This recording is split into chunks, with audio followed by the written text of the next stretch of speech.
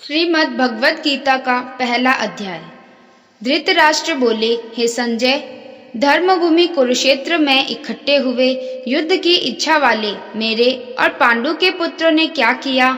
इस पर संजय बोले, उस समय राजा दुर्योधन ने व्यूह रचना युक्त पांडवों की सेना को देखकर और द्रोणाचार्य के पास जाकर यह वचन कहा, हे आचार्य, आपके बुद्धिमान शिष्य द्रुपद पुत्र धृष्टद्युम्न द्वारा व्यूहकार खड़ी की हुई पांडुपुत्रों की इस बड़ी भारी सेना को देखिए। इस सेना में बड़े बड़े धनुषों वाले युद्ध में भीम और अर्जुन के समान बहुत से शूरवीर हैं, जैसे सात्यकी और विराट तथा महारथी राजा द्रुपद और दृष्टकेतु, चेकितान तथा बलवान काशीराज, पुरुजित, कुंतीभोज और मनुष्यों में श्रेष्ठ शैव्य और पराक्रमी युद्धामन्यु तथा बलवान उत्मोजा, सुभद्रा पुत्र अभिमन्यु और द्रौपदी के पांचों पुत्र, ये सभी महारथी हैं।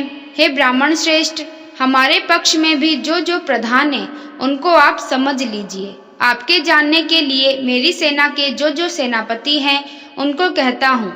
एक तो स्वयं आप और पितामह भीष्म तथा कर्ण और संग्राम विजयी कृपाचार्य तथा वैसे ही अश्वत्थामा, विकर्ण और सोमदत्त का पुत्र भूरिश्रवा तथा और भी बहुत से शूरवीर अनेक प्रकार के शस्त्र अस्त्रों से युक्त मेरे लिए जीवन की आशा को त्यागने वाले सब के सब युद्ध में चतुर हैं। भीष्म पितामह द्वारा रचित हमारी वह सेना सब प्रकार से अजय है और भीम द्वारा रक्षित इन लोगों की यह सेना जीतने में सुगम है। इसलिए सब मोर्चों पर अपनी अपनी जगह स्थित रहते हुए आप लोग सब के सब ही निसंदेह भीष्म पितामह की ही सब ओर से रक्षा करें। इस प्रकार द्रोणाचार्य से कहते हुए दुर्योधन के वचनों को सुनकर कौरवों में वृद्ध बड़े प्रतापी पितामह भीष्म ने उस दुर्योधन के हृदय में हर्ष उत्पन्न करते हुए उच्च स्वर से सिंह की नाद के समान गर्ज कर शंख बजाया।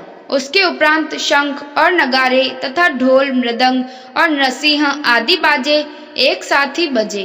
उनका वह शब्द बड़ा भयंकर हुआ।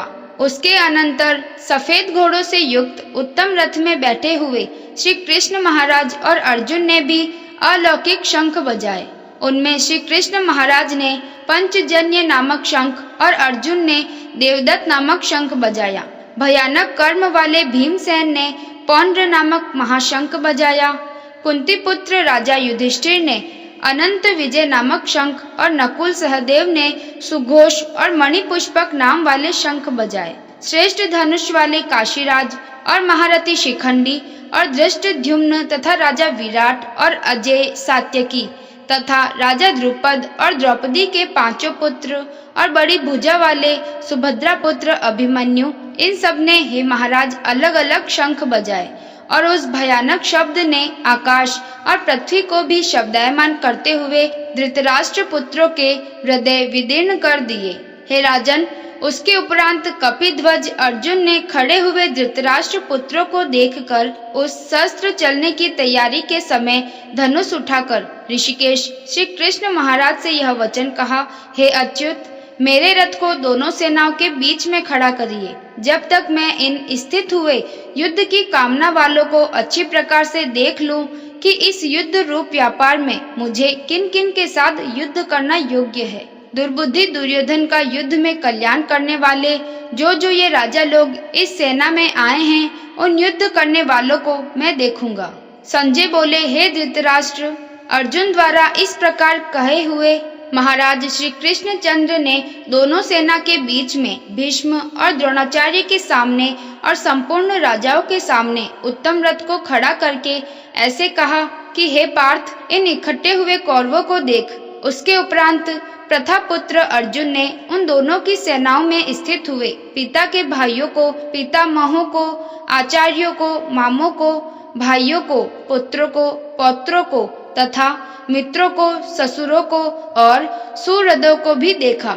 इस प्रकार उन खड़े हुए संपूर्ण बंधुओं को देखकर वे अत्यंत करुणा से युक्त हुए कुंती पुत्र अर्जुन शोक करते हुए यह बोले, हे कृष्ण, इस युद्ध की इच्छा वाले खड़े हुए स्वजन समुदाय को देखकर मेरे अंग शिथिल हुए जाते हैं और मुख भी सूखा जाता है और मेरे शरीर में कंप और रोमांच होता है तथा हाथ से गांडीव धनुष गिरता है और त्वचा भी बहुत जलती है तथा मेरा मन भ्रमित सा हो रहा है, इसलिए मैं खड़ा रहने को भी समर्थ नहीं हूँ। हे केशव, लक्षणों को भी विपरीत ही देखता हूँ तथा युद्ध में अपने कुल को मारकर कल्याण भी नहीं देखता। हे कृष्ण, मैं विजय नहीं चाहता और राज्य तथा सुखों को भी नहीं चाहता। हे गोविंद, हमें राज्य से क्या प्रयोजन है अथवा भोगों से और जीवन से भी क्या प्रयोजन है, क्योंकि हमें जिनके लिए राज्य भोग और सुखाधिक इच्छित हैं, वे ही यह सब धन और जीवन की आशाओं को त्याग कर युद्ध में खड़े हैं, जो कि गुरुजन, ताऊ, चाचे, लड़के और वैसे ही दादा, मामा, ससुर, पोते, साले तथा और भी संबंधी लोग हैं। इसलिए हे मधुसूदन, मुझे मारने पर भी अथवा 3 लोक के राज्य के लिए भी मैं इन सबको मारना नहीं चाहता। फिर पृथ्वी के लिए तो कहना ही क्या है। हे जनार्दन, धृतराष्ट्र के पुत्रों को मारकर भी हमें क्या प्रसन्नता होगी। इन आतताइयों को मारकर तो हमें पाप ही लगेगा। इससे हे माधव, अपने बांधव धृतराष्ट्र को मारने के लिए हम योग्य नहीं हैं, क्योंकि अपने कुटुंब को मारकर हम कैसे सुखी होंगे। यद्यपि लोभ से भ्रष्टचित्त हुए ये लोग कुल के नाशकृत दोषों को और मित्रों के साथ विरोध करने में पाप को नहीं देखते हैं, परंतु हे जनार्दन, कुल के नाश करने से होते हुए दोषों को जानने वाले हम लोगों को इस पाप से हटने के लिए क्यों नहीं विचार करना चाहिए, क्योंकि कुल के नाश होने से सनातन कुल धर्म नष्ट हो जाते हैं। धर्म के नाश होने से संपूर्ण कुल को पाप भी बहुत दबा लेता है तथा हे कृष्ण, पाप के अधिक बढ़ जाने से कुल की स्त्रियां दूषित हो जाती है और हे वार्ष्णेय, स्त्रियों के दूषित होने पर वर्ण संकर उत्पन्न होता है और वह वर्ण संकर कुल घातियों को और कुल को नरक में ले जाने के लिए ही होता है। लोप हुए पिंड और जल की क्रिया वाले इनके पितर लोग भी गिर जाते हैं और इन वर्ण शंकर कारक दोषों से कुल घातियों के सनातन कुल धर्म और जाति धर्म नष्ट हो जाते हैं तथा हे जनार्दन, नष्ट हुए कुल धर्म वाले मनुष्यों का अनंत काल तक नरक में वास होता है, ऐसा हमने सुना है। अहो, शोक है कि हम लोग बुद्धिमान होकर भी महान पाप करने को तैयार हुए हैं, जो कि राज्य और सुख के लोभ से अपने कुल को मारने के लिए उद्यत हुए हैं। यदि मुझ शस्त्र रहित न सामना करने वालों को शस्त्रधारी धृतराष्ट्र के पुत्र रण में मारे तो वह मारना भी मेरे लिए अति कल्याणकारक होगा। संजय बोले, रणभूमि में शोक से उद्विग्न मन वाले अर्जुन इस प्रकार कहकर बाण सहित धनुष को त्याग कर रथ के पिछले भाग में बैठ गए हैं। जय श्री कृष्णा।